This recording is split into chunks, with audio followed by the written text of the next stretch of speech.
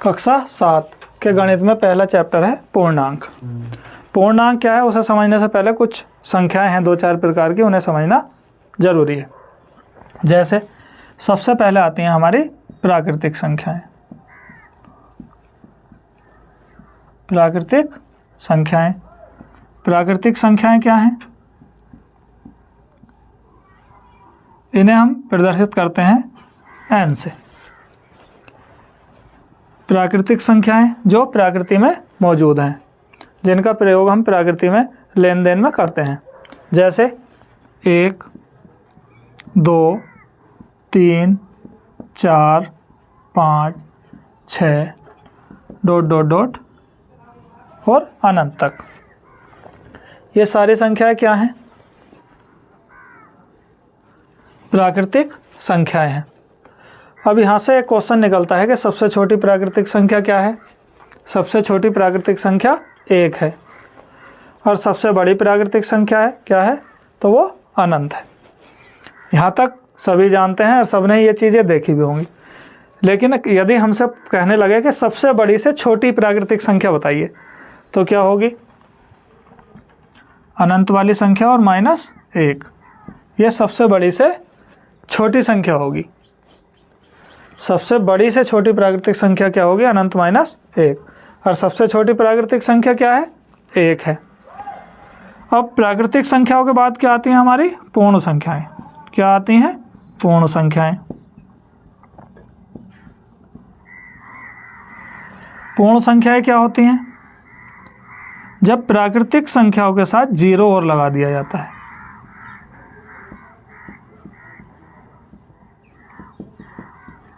जब प्राकृतिक संख्याओं के साथ 0 और लगा दिया जाता है तो ये क्या बन जाती हैं?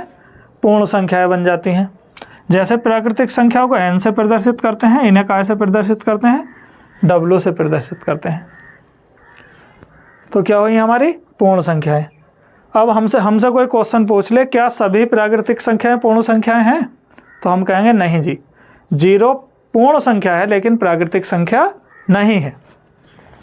0 क्या है? पूर्ण संख्या है लेकिन प्राकृतिक संख्या नहीं है। हमसे कोई पूछ ले, क्या सभी प्राकृतिक संख्याएं पूर्ण संख्याएं हैं? हाँ, जितनी भी प्राकृतिक संख्याएं हैं वो सब पूर्ण संख्याओं के अंतर्गत आती हैं। जितनी भी हमारी प्राकृतिक संख्याएं हैं वो सभी पूर्ण संख्याएं होती हैं।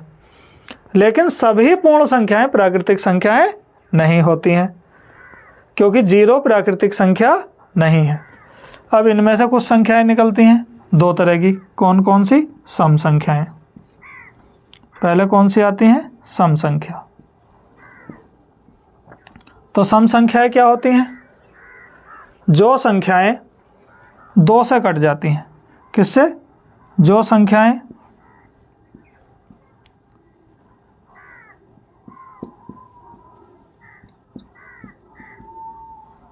2 से विभाजित होती हैं, 2 से पूर्णतया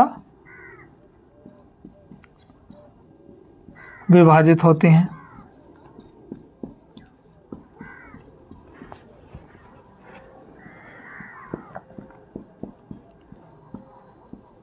क्या कहलाती हैं? सम संख्याएं कहलाती हैं। जो संख्याएं 2 से पूर्णतः विभाजित होती हैं सम संख्याएं कहलाती हैं। कौन कौन सी? जैसे 2, 4, 6, 8, 10 ...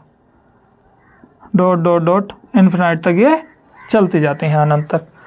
तो जो संख्याएं 2 से कटती हैं वो संख्याएं क्या कहलाती हैं? सम संख्याएं कहलाती हैं। अब आती हैं विषम संख्याएं। कौन सी संख्याएं? विषम संख्याएं।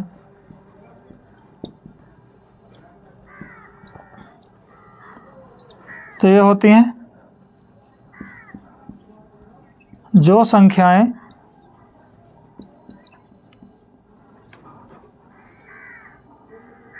2 से पूर्णतया विभाजित नहीं होती हैं।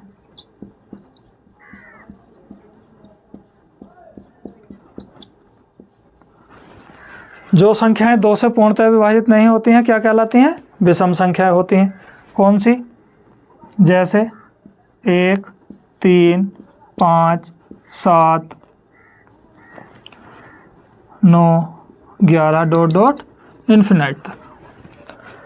तो सबसे पहले प्राकृतिक संख्याएं, जो संख्याएं प्रकृति में या लेन देन में मौजूद हैं। जैसे आप किसी को 1 रुपया दे सकते हैं, ले सकते हैं। क्या 0 रुपया किसी को दे या ले सकते हैं? नहीं ले सकते। आप किसी को 2 पेन दे सकते हैं, आप किसी को 3 कॉपी दे सकते हैं या ले सकते हैं, दुकान से खरीद सकते हैं। ये सब क्या है? प्राकृतिक संख्याएं हैं। जो संख्याएं प्राकृतिक संख्याएं हैं उनमें यदि हम 0 और मिला दें तो वो क्या कहलाती हैं? पूर्ण संख्याएं कहलाती हैं। इन्हीं संख्याओं में क्या आती हैं? सम संख्याएं आती हैं। जो संख्याएं 2 से पूर्णतः विभाजित होती हैं क्या कहलाती हैं? सम संख्याएं कहलाती हैं। और जो संख्याएं 2 से पूर्णतः विभाजित नहीं होती हैं वो विषम संख्याएं कहलाती हैं। अब ये हमारी प्राकृतिक संख्याएं, सम संख्याएं, विषम संख्याएं और इनसे अलग कुछ संख्याएं होती हैं। कौन सी होती हैं? जैसे धनात्मक संख्या।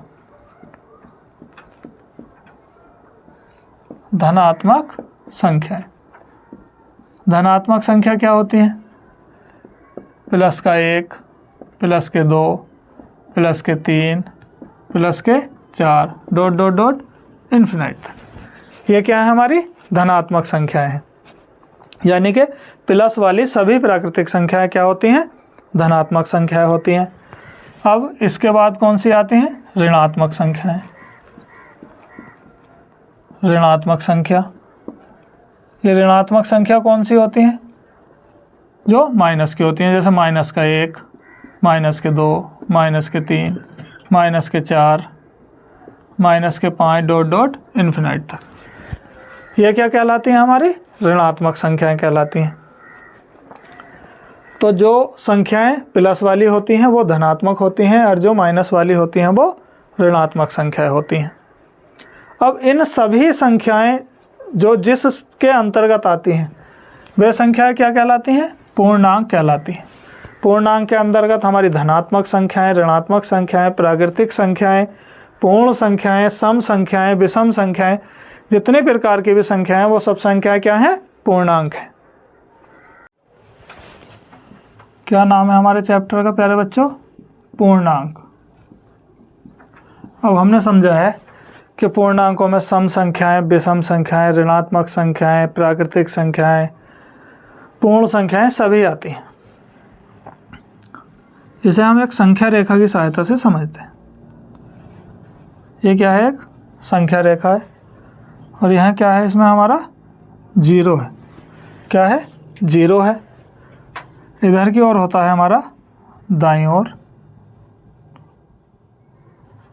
और यह होता है बाईं ओर।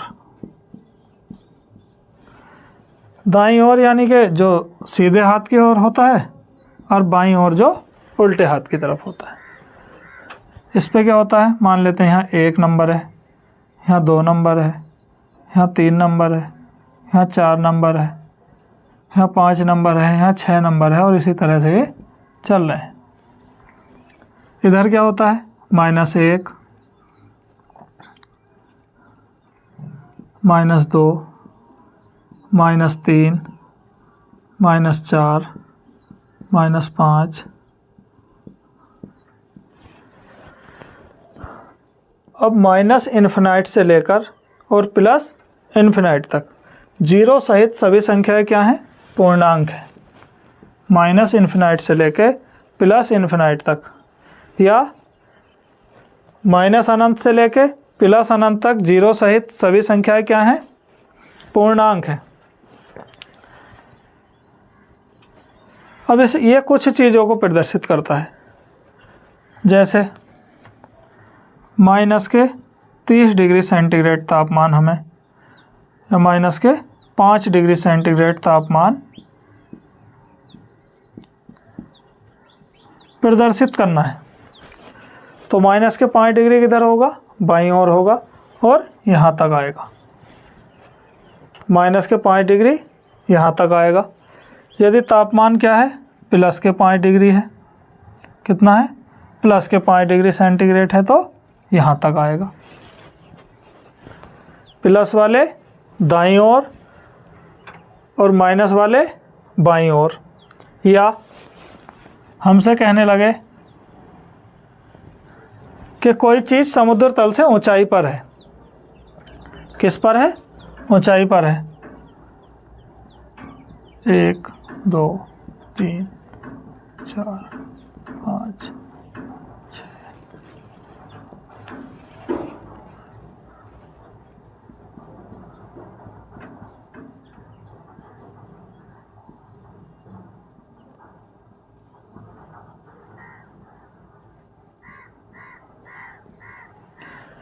कोई चीज़ क्या है? समुद्र तल से ऊंचाई पर है। तो ऊंचाई को प्रदर्शित करने के लिए किसका करते हैं? मान लो कि हमने कहा कि कोई बंदर समुद्र तल से, कोई बंदर कहाँ है? पहाड़ पर 5 मीटर की ऊंचाई पर है। तो 5 मीटर की ऊंचाई पर यहाँ होगा, क्योंकि वो प्लस में होगा। अब कोई कहने लगे कि कोई बंदर 5 मीटर गहराई में है, या कोई वस्तु समुद्र तल से 5 मीटर की गहराई में है, तो नीचे की ओर होगी। समझने की बात यह है पूर्णांक में कि इसके अंदर सभी संख्याएं आती हैं, प्लस की, माइनस की, सम संख्याएं, विषम संख्याएं। ये सारी संख्याएं किसके अंदर आती हैं? पूर्णांक के अंतर्गत आती हैं। जो संख्याएं 0 से ऊपर की ओर होती हैं वो प्लस की होती हैं, जो 0 से ऊपर की ओर होती हैं वो क्या होती हैं? प्लस की होती हैं। जो 0 से दाईं ओर होती हैं वो भी क्या होती हैं? प्लस की होती हैं। जो 0 से बाईं ओर होती हैं वो काय की होती हैं? माइनस की होती हैं। या जो 0 से नीचे की ओर होती हैं वो काय की होती हैं? माइनस की होती हैं। तो माइनस अनंत से लेकर प्लस अनंत तक 0 सहित सभी संख्याएं क्या कहलाती हैं? पूर्णांक कहलाती हैं। किसी चीज को धनात्मक रूप में प्रदर्शित करने के लिए संख्या रेखा पर दाईं ओर प्रदर्शित करते हैं। किसी चीज को माइनस में प्रदर्शित करने के लिए किधर करते हैं? बाईं ओर प्रदर्शित करते हैं। किसी चीज को ऊंचाई पर प्रदर्शित करने के लिए काय में करते हैं? धनात्मक रूप में प्रदर्शित करते हैं। और किसी चीज को समुद्र तल से गहराई में या जमीन से नीचे की ओर प्रदर्शित करने के लिए माइनस में प्रदर्शित करते हैं। अब देखिए, इससे हमें कुछ चीज़ों का ज्ञान और लेना होता है। वो कौन सी होती हैं? जब किन्हीं हम दो धनात्मक चीज़ों को जोड़ते हैं या प्लस वाली चीज़ों को जोड़ते हैं, या हमें एक अंक धनात्मक की ओर चलना होता है तो किधर चलते हैं? दाईं ओर चलते हैं। यदि हमें एक अंक माइनस में चलना होता है तो बाईं ओर चलते हैं या ऋणात्मक की ओर चलते हैं। जब दो धनात्मक पूर्णांकों को जोड़ते हैं, जब दो धनात्मक पूर्णांकों को जोड़ते हैं,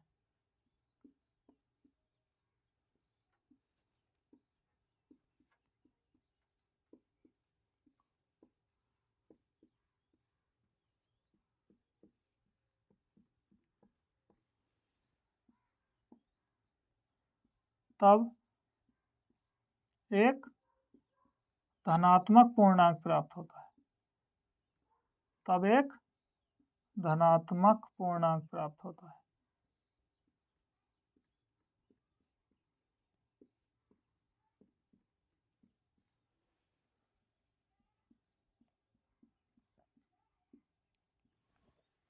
कैसे? यदि मैं 5 और प्लस 4 जोड़ूं तो मेरे पास क्या आएगा? 9 आएगा। यदि मैं प्लस के 5 और प्लस के 4 जोड़ता हूं तो कितना आता है? 9 आता है। यदि मैं प्लस के 7 और प्लस के 9 जोड़ता हूं तो मेरे पास कितना आता है? 16 आता है। यदि मैं 11 और 18 जोड़ता हूं तो कितना आता है? 29 आता है। ये भी क्या आता है? धनात्मक पूर्णांक आता है। यदि मैं 100 प्लस 200 जोड़ता हूं तो 300 आता है। यदि मैं 1000 प्लस 999 जोड़ता हूं तो 1999 आता है। ये भी कैसा आता है? धनात्मक आता है। कहने का अर्थ यह है कि जब दो धनात्मक पूर्णांकों को जोड़ा जाता है तो अगला प्रोडक्ट भी क्या होता है? एक धनात्मक पूर्णांक होता है। जरूरी नहीं है दो ही पूर्णांकों को जोड़ा जाए। यदि आप 7 प्लस 4 प्लस 8, 8 4 12 और 7 कितने हो जाते हैं? 19। कितना आता है? कैसा आता है? धनात्मक पूर्णांक आता है। यदि आप जोड़ते हैं 6 प्लस 4 प्लस 3 कितना आता है? 13 आता है। क्या आता है? एक धनात्मक पूर्णांक आता है। यदि आप जोड़ते हैं 5 प्लस 2 प्लस 3 कितना आता है? 10 आता है। कैसा आता है? एक धनात्मक पूर्णांक आता है।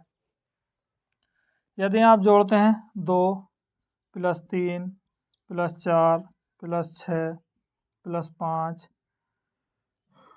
प्लस 7 प्लस 9 प्लस 2, आप इतने संख्या जोड़ते हैं तो कितना हो जाता है? 3 2 5 4 9 6 15 5 20 7 27 और 2 29 और 9 38।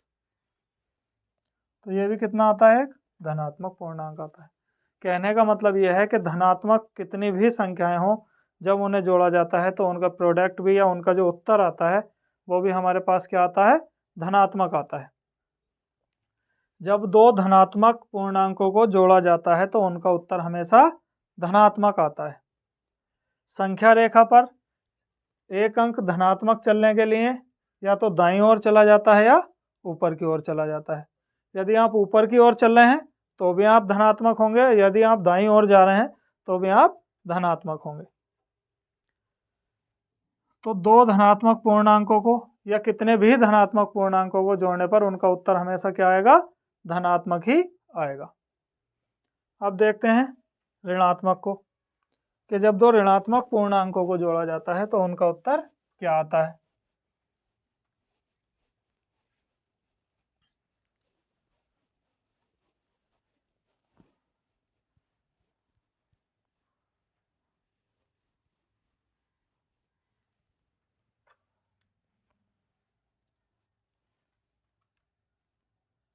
आप मान लीजिए -3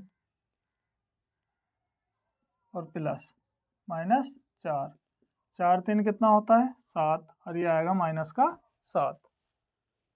क्योंकि आपसे कोई कहने लगे कि पहले आप 3 कदम दाईं ओर चले तो यहाँ आ गए, 4 कदम या 2 कदम और बाईं ओर चले, पहले आप 3 कदम बाईं ओर चले, फिर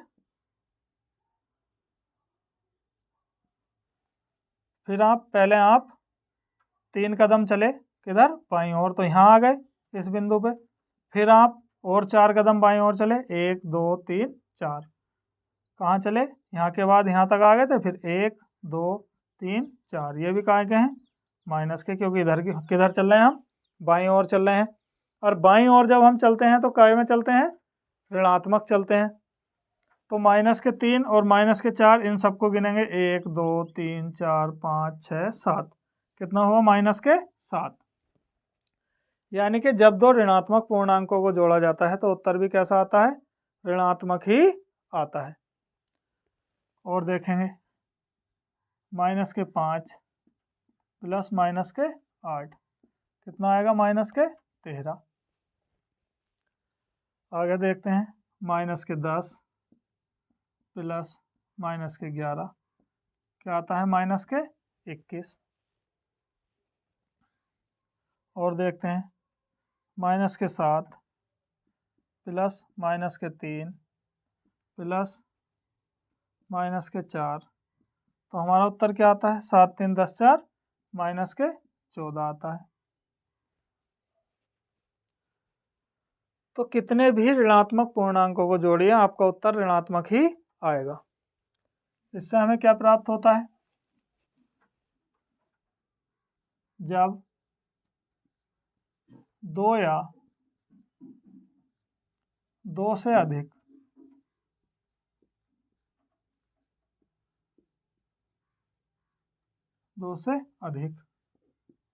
ऋणात्मक पूर्णांकों को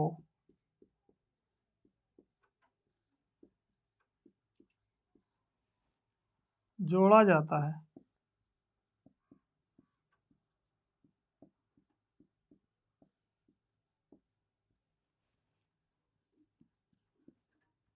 तो हमें ऋणात्मक पूर्णांक प्राप्त होता है। जब दो धनात्मक पूर्णांकों को जोड़ा जाता है तो धनात्मक पूर्णांक प्राप्त होता है, और जब दो ऋणात्मक पूर्णांकों को जोड़ा जाता है या 2 से अधिक ऋणात्मक पूर्णांकों को जोड़ा जाता है तो हमें ऋणात्मक पूर्णांक प्राप्त होता है। अब एक बार हमने धनात्मक धनात्मक देखे, एक बार ऋणात्मक ऋणात्मक देखे। अब हम देखेंगे कि जब धनात्मक और ऋणात्मक दोनों को जोड़ा जाता है तो क्या प्राप्त होता है।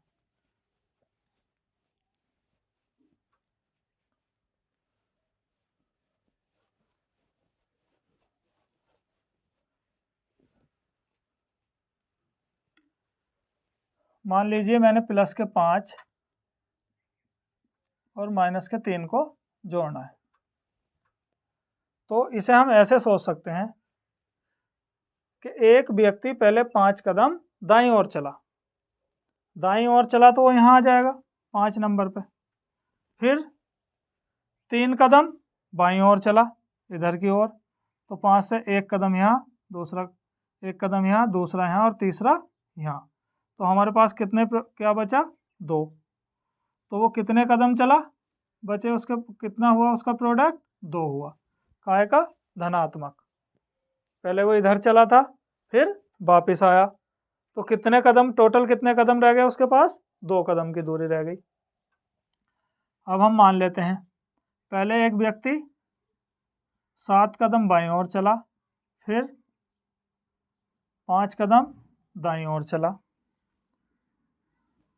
तो पहले जब 7 कदम इधर चलेगा तो यहाँ आ जाएगा 7 कदम चलकर, और फिर वो 5 कदम किधर चला, दाईं ओर चला। तो 1 2 3 4 5, यानी कि वो कहाँ है, माइनस के 2 पर। तो हमारा आंसर क्या होगा, माइनस के 2। अब देखो इससे हमें एक चीज़ समझ में आती है, जब एक धनात्मक एक ऋणात्मक पूर्णांक को जोड़ा जाता है तो जो संख्या बड़ी होती है, यदि हमारी धनात्मक संख्या बड़ी है तो उत्तर हमारा धनात्मक आएगा, और यदि ऋणात्मक संख्या बड़ी है तो उत्तर हमारा ऋणात्मक आएगा। जब एक धनात्मक और एक ऋणात्मक संख्या को जोड़ा जाता है तो जब हमारी संख्या धनात्मक बड़ी होती है तो उत्तर धनात्मक आता है, और ऋणात्मक बड़ी होती है तो उत्तर ऋणात्मक आता है। हम लिखते हैं जब एक धनात्मक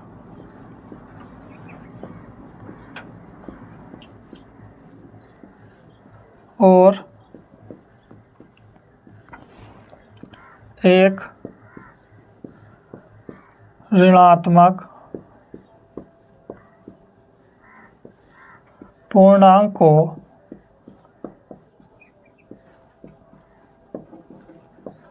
जोड़ा जाता है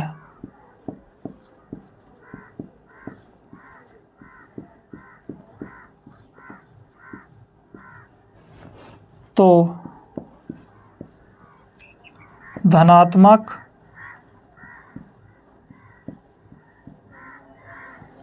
संख्या बड़ी होने पर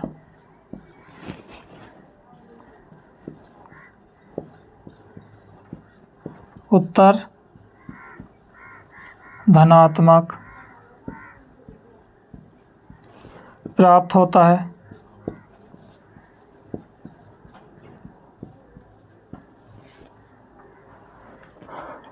और ऋणात्मक संख्या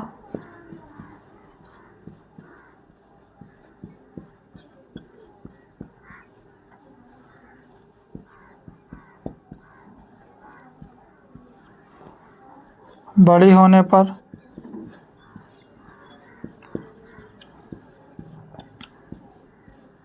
उत्तर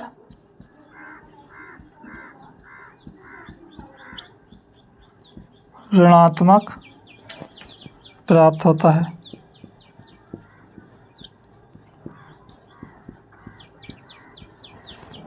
जब एक धनात्मक पूर्णांक और एक ऋणात्मक पूर्णांक को जोड़ते हैं तो जब धनात्मक बड़ा होता है तो उत्तर धनात्मक आता है, और जब ऋणात्मक पूर्णांक बड़ा होता है तो उत्तर ऋणात्मक आता है। यदि मैं माइनस के 8 और प्लस के 4 को जोड़ता हूँ तो उत्तर क्या आएगा, माइनस के 4 आएगा। यदि मैं प्लस के 8 और माइनस के 4 को जोड़ता हूँ तो उत्तर प्लस का 4 आता है। और संख्याएं भी देख सकते हैं, यदि मैं माइनस के 9 और प्लस के 3 जोड़ता हूँ तो उत्तर माइनस के 6 आता है। यदि मैं प्लस के 9 और माइनस के 3 जोड़ता हूँ तो उत्तर प्लस के 6 आता है। कहने का मतलब है कि अगर मैं धनात्मक संख्या बड़ी है मेरे पास तो उत्तर धनात्मक आएगा, और ऋणात्मक संख्या बड़ी है तो उत्तर ऋणात्मक आएगा।